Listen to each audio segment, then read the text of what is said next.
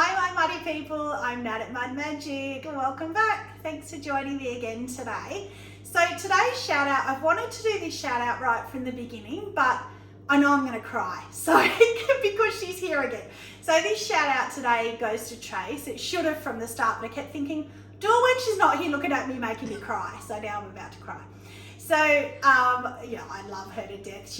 I don't even know if I said, she's actually my cousin. So I always joke that she made me live for 9 months before she came along without her. So she's been through this whole journey. She loves pottery too. You've seen her pieces. So I'm just so lucky to be able to share it with somebody. We share everything together. And on that note, she brought me this beautiful sign and we just put it up, the two of us, while my son helped, but we did all the work. We won't give him any credit. So yay, girl power, how good are we? But I just love it. I think it's perfect. I'm really grateful as it's like surprise, and I love my sign. It's so perfect. So thank you. And we'll get on to the kiln unload. So again, I've waited for her. So again, he's freezing cold, my Freddie Mercury. So I had a sneak peek at the top. There's a bit of a mixed bag. In fact, there's a mixed bag through this whole kiln.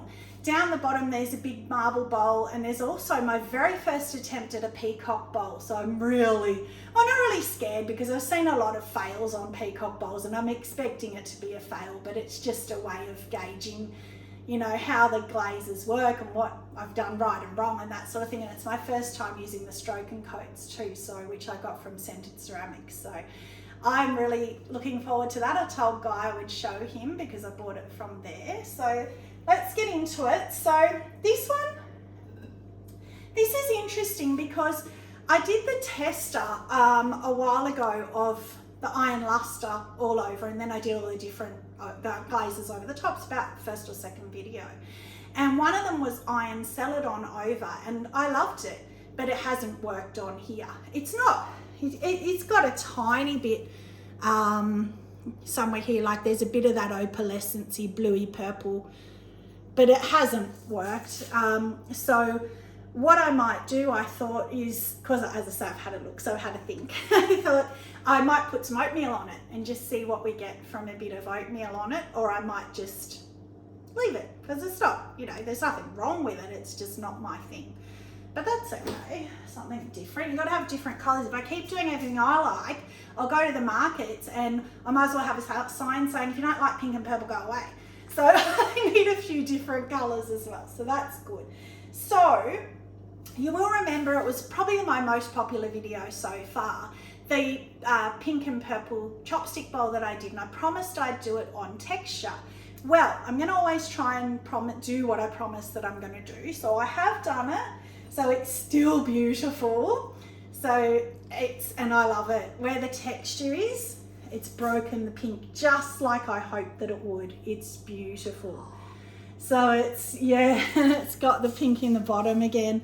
So it's little dribbles here. Obsidian with Spectrum's Reactive Red, which is normally hot pink. And on Obsidian, we found through Tracy's test that it goes purple.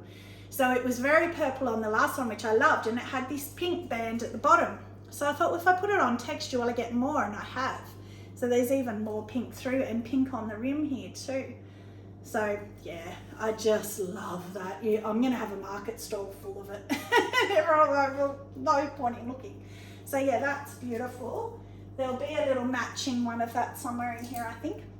Now, years ago, one of my first little funny pieces I did was this one, which is my favourite rainforest snow with the overlap and you get the oil spot.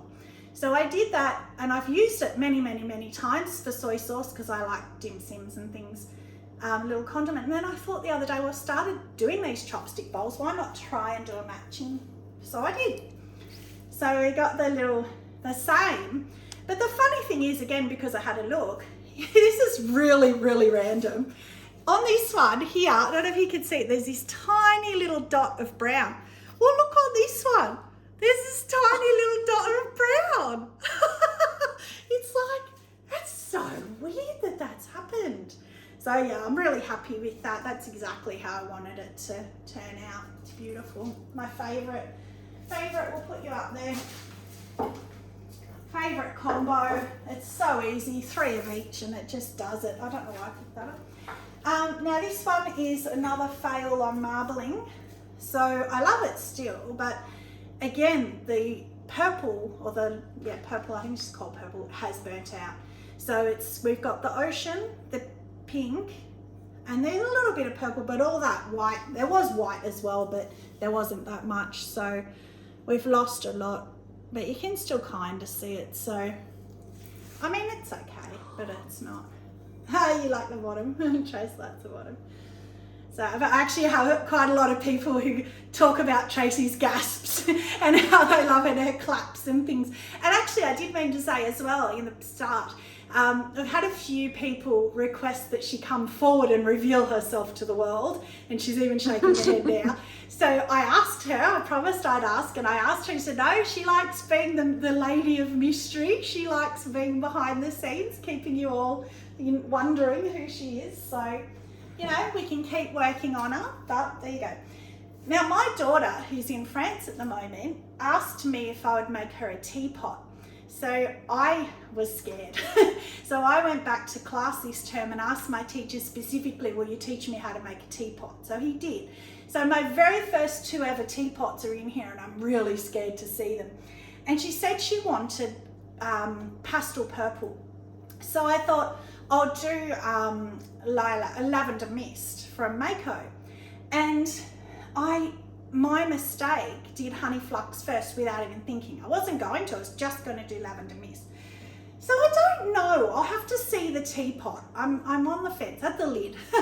And also, yeah, don't judge, because it's my first ever teapot, my first ever lid in my life. So I did 2, so there's 2 in here. And I kind of like where it's pulled, because there's nowhere to run. It's done this moon crater kind of, like, you could call them pinholes, but it's more like a moon crater effect. And because it's even all around, I'm reserving my opinion until I see the actual teapot and see how it's reacted on the teapot. So keep that handy. So that's that shelf done. All right. Wow. Okay. Wow. Okay, I'm keeping that. Wow, to the end. I was wrong about the peacock. It's stunning. Oh my God, it's stunning. So this is a mega fail again. So this was the one that I swirled when I said I picked the Snapdragon, Lavender and Fog or something. I can't remember, and it was horrible, as you would expect, at random. But we liked the Snapdragon and no, it wasn't. It was the charcoal, because that's what's on the outside.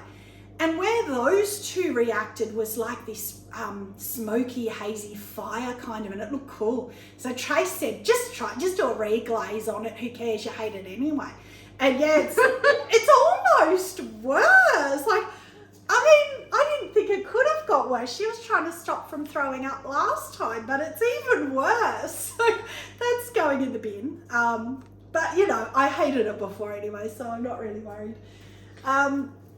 And then this one, so that's what I had, this little one that I was holding before out for. So I did a couple of kiln loads ago, I got this one out, and I just love it. And I've just realised I don't have my book here with my glazes on it. So, see, she takes my hints so well. That was a sledgehammer.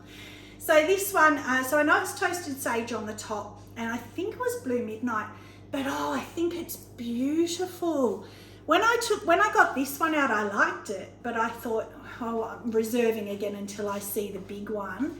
And it's such a subtle, pretty colour. I really think that's pretty. It's almost got a pink blush to it almost, but just real subtle. I think that, you know, if you knew me, I'm the least elegant person on the planet. I try to be, but I'm not. And this is elegant to me. I can see that on a big, like one of those flop bowls that I do with the altered rim, and I just think that would look really elegant, like on a fruit bowl or something. Yeah, that's one I will definitely be doing again. So that one, if I'm on the right page, because I'm a bit unorganised, I do apologise, is the, no, I can't find it. I don't know. It was on here. keep seeing the wrong one. I don't know. So it's the, I don't know. Maybe you can find it. But it's definitely toasted sage. So if there's one on there with toasted sage, let's see. So this one, she's laughing because it's the top one. That's why I didn't look at it. So yeah, Blue Midnight and Toasted Sage, 2 of each. I only did 2 of each, so that's beautiful.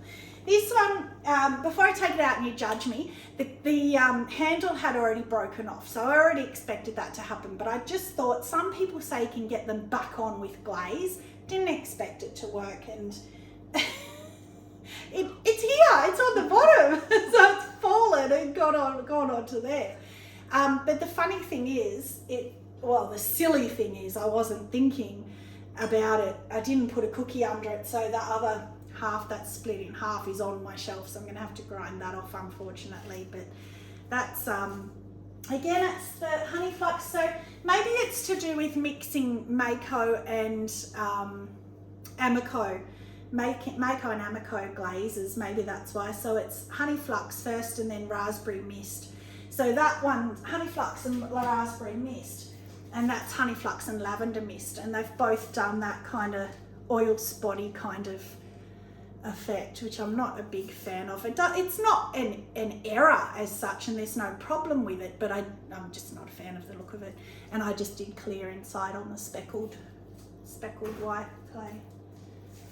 So you have to grind that. So I have kept this one to last for this shelf because, oh my god, oh my gosh. Okay, so you remember the winter wood with the light flux that I just raved about and wanted to take to bed with me last kiln unload? Well, I swore that was never going anywhere. Well, Mum promptly messaged me and said, I love it, can I have it? So Mum now has it, because you can't say no to your mum. I love my mum, and she would have any bowl or any piece of pottery of mine she wanted, I would give to her. She's been such an amazing support to me.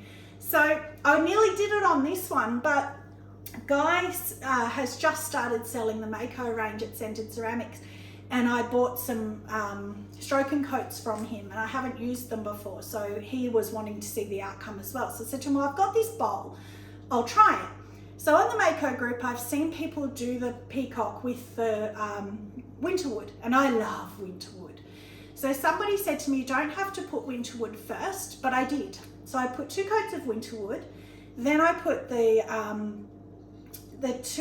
two, so this is Teal Next Time, and blue, something blue,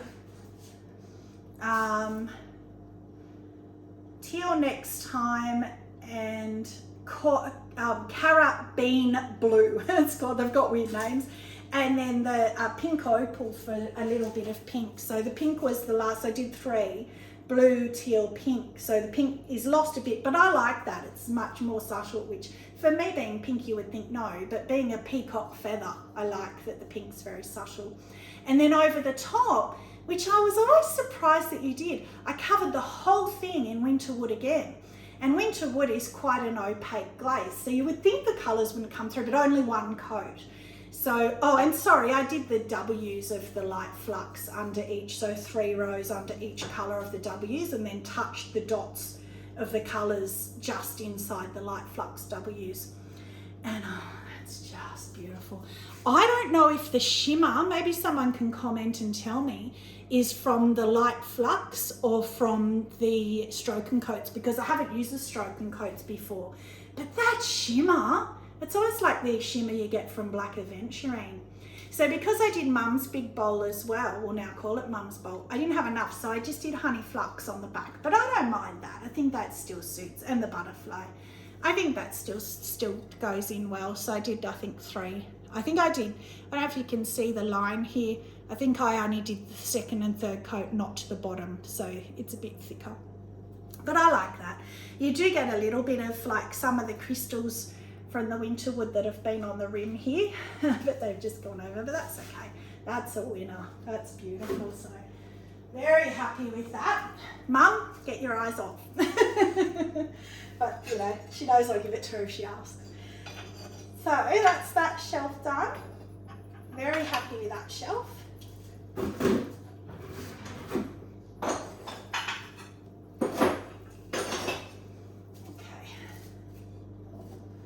careful. I feel like a potter because I keep being told, you know, be careful of your glaze bits here, they're like glass. And of course, cut myself twice the other day on a piece.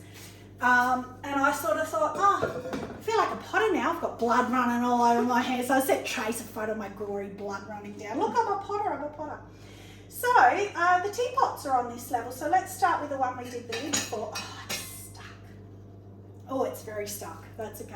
I'll carefully grind that. But oh, I love that. That's worked much better on the full teapot with less texture than it did on the lid. But as we all know, let's see if the lid fits. I'm scared. Yay! It fits beautifully. It looks like Pinocchio with his hat, or Geppetto's hat, and his long straight nose. So, you know, I know that's not the most elegant, but hey, that was my very first one, and the other one here I threw straight after it. So they were both thrown together. I'm actually really, really proud. As Sarah Amos would say, I'm really chuffed with that. So you've got the, I don't know if you can see inside, but I did the little holes for the spout. Did the spout, did the end of his spout, and then I just poured clear inside. And that handle is one of those diamond core handles I've shown before with the ridge in the middle, my favourite one. But that's much prettier without the texture. I'm actually a fan. Without the texture to break it, I'm actually a fan. And in under the handle, I love how it's run. It's got this little river effect. So there's a bit of grinding, but I'm really happy with that. So we might as well stay on the teapot theme because, yeah, I don't know about this one. This is strange. So I did a bit of tape resist fun on this one. So this one is, so again, I was going for the pastel purple. So I know that lavender celadon can be a bit dark. So I mixed it with snow. So I probably did about 40% snow because it started 50-50. Then I added a bit more lavender back in, and I probably should have left it at 50-50, but still it's a pretty color. Not sure about the tape resist. That'll be up to my daughter, which one she prefers. This is a bigger one as well. So, and oh, it's the same kind of handle. So obviously I didn't do the tape resist on the spout or the handle. I kind of wanted to leave them whole. And the lid, and being celadons, they haven't run, so that's good. But will the lid fit? Will the lid fit? No. Yay! So another Pinocchio with his hat. It's funny. So, oh yeah, look. I'm chuffed. I am. I probably shouldn't be. You're probably looking at them thinking, oh, but for my very first try, I'm really proud. That one's at least, that's not stuck on them, so I don't have to worry about that. So, next one is, I did a couple, oh, they're both carvings. So that one's just Sky Celadon. So I did a little one of that. It's actually over there. I had lunch in it today, so it's still down here from my studio. I did a little one almost identical a long time ago, and it was my very, very, very first carving. She's just getting rid of the dregs of my lunch out of the bottom of it. That was my very first carving attempt, and I always loved it, but it was always just that little bit small. So I decided to do one with a similar carving. I haven't gone as deep with the carving on this one. But this one had much thicker walls. And the funny thing is, as I'm growing in this journey, I hate heavy pots now, or I'm critical. I don't hate them, but I'm very critical. And this is really heavy, being a very early one. And this one's so much lighter and it's so much bigger, so that's great. But they're both Sky. I wanted to do them the same. And I think because the texture's deeper, this one looks lighter on the outside and deeper within the texture. But I think it's just a deep texture, but I'm really happy with it. Actually, I don't know, they look very different. That's a lot more delicate to me, but I like both of them. But yeah, interesting experiment. Not that it was an experiment. I'll put that one up there. And then the other one I carved, well, I did this one in Sky as well, which is my little vase. How much has it shrunk? I It's amazing to me how much, you know, you start with them this big and they just shrink so much. In fact, that reminds me, I've got a big mug in here, and it was started off being a big man's mug, and I'm interested to see it probably come out a little teacup. But how pretty is that? So I just did, I think I actually did clear inside, and just sky. And again, it's me practicing with my carving. And I didn't go probably deep enough, but I just used the P1 diamond core tool, and it is hard with access. It's a little ball, so you just kind of draw with it, whereas they've got ones that'll actually carve out bigger chunks that you can go deeper with. But you just put a little transfer on the bottom, but it's gone quite muddy. Not quite sure why. I probably put too much clear on it, but that's all right. I mean, it might even be better with a little pot plant in it. I think it's a bit wide and short for stemmed flowers, but a little pot plant with a fern, that could be really cute. I'm going to have a look for one. That'll be my mission. Actually, I'll have to get a fake one because I kill all plants. So the only plants I own are fake plants. Oh, that's that shelf done. So we're getting there. Last shelf, I think. So this will be the one with the big mug in here. Hope it's not cracked. You always worry. All right. Oh, and Tracy's one. I forgot to mention in the beginning, we have one of Tracy's pieces. So we will make her wait, but wow, the marble bowl. I would normally say I'm going to make you wait, but I can't. I have to put my hands on it because wow. Oh, wow, that's got, oh, that's weird. Oh, that's stuck, but it's only clear, but wow. Isn't that, oh, I love that. I'm not getting the reaction, but yeah, I love that, you know. So that's the cobalt. The ocean is the greener one. And then I must have used the turquoise, but I don't know, it doesn't really look like the turquoise, but maybe I did, and the white. But I love that. And for once with me, it's a good size. I usually either do too small, like I was saying with the carved ones, too little, you can't fit anything in, or this like weird middle size, so you can't put a salad in, but you could put a salad in that one for sure. But again, it's quite heavy. I don't know why that's stuck because it's only clear, but so I think I'll be able to tap that off because there's no big globs or anything, so I'm not quite sure why that's happened, but I love that.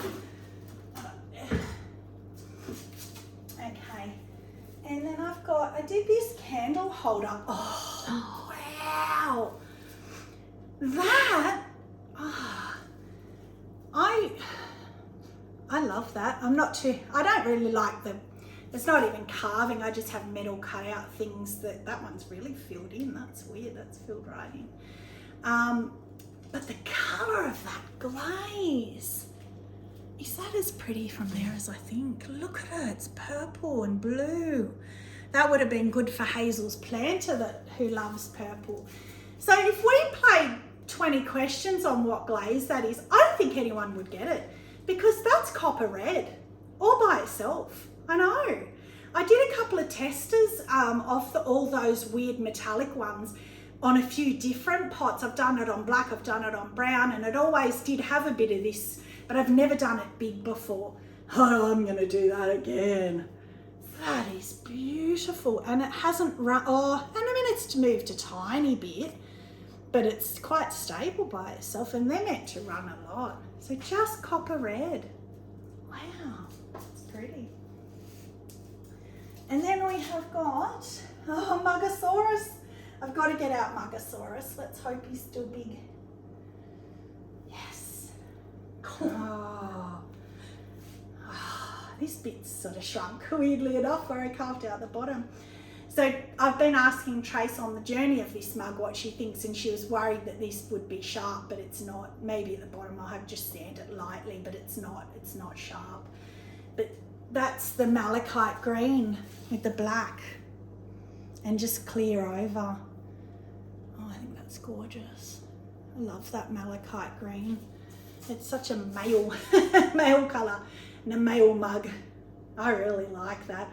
I'm interested to see how many mils will fit into that to see exactly how big it is. But, you know, I think surely like a man would love that. I think that's great. I think that, and I'm surprised how much this is shrunk. That was quite chunky, so it's shrunk down this part as well. But it's still very substantial. I love that. Put that up there. That malachite green, that's beautiful. All right, so then we have, what's this one? Oh, well, that's strange. So that was just always going to be a tumbler. I don't know why, it didn't feel like it wanted a handle. And I decided just to hand colour each one with just underglaze and then clear over. And again, you've lost the pink and purple a little bit. It's gone patchy. It's still there. It's 3 coats. The other colours have stayed okay, quite nicely. But, you know, that shows my shaky hand and my painting ability. That would work a lot better with tape resist instead of, so I carved that first and then painted. Again, I could have painted then carved maybe, or so, I don't know, but I did that. I think it'd be square anyway, but if I did that at greenware, I might try it again, paint it with a bit, not worrying a bit of overlap, and then carve there where it overlaps. But that's a good experiment, good stuff. And then very, very last, of course, we made Trace wait till the last. It's so cute. It's so cute. It's so cute. Don't be stuck. No, I'm not stuck. How pretty. So that shrunk heaps to this little vase. It's so cute. But that's a new glaze to us as well. That's a Mayco glaze. Again, Trace got it from Guy at Scented Ceramics. She's shaking her head, doesn't know what it was called either. It was called Trace Vase, Indigo Rain. There you go. So that's just one glaze called Indigo Rain. And I think that's so pretty. It reminds me of almost like Oreo, white chocolate with Oreos in it or something, like, or you know, one of those McFlurries with the ice cream with the Oreo sprinkles through it. I love that. That's I'd give that a delicious, like you want to lick that. I really like, and it feels, it's that beautiful. I don't like just the feel of clay, rough clay, I don't like it. And then you hear matte glazes, and then there's that satin in between the matte and the gloss, and that's that satiny feel, and I really love that feel. I think that's just spot on perfect. So that is it, raved on enough. Kiln favourite, very, very, very easy, very easy. That's my kiln favourite, no questions asked. Ah, shimmer, oh. Yay. So I would say that's going nowhere, it's staying with me, but you know, Mum sort of took the last one, so unless Mum wants it, it's staying with me. And then the kiln flop would be this one. I would have said this one, but I kind of knew that was going to happen. And the glaze is still okay, so it's definitely this one again. I think the second time in a row this has got kiln flop, so I don't know if you'll see that again, same pot, 2 kiln flops in a row. But that's, I'm going to take that straight out now to the red bin, put it in the bin, and it's never to be seen again. I haven't even given that to Goodwill, that's awful. So thank you very much for joining me again. Stay muddy and have a magic day. Bye.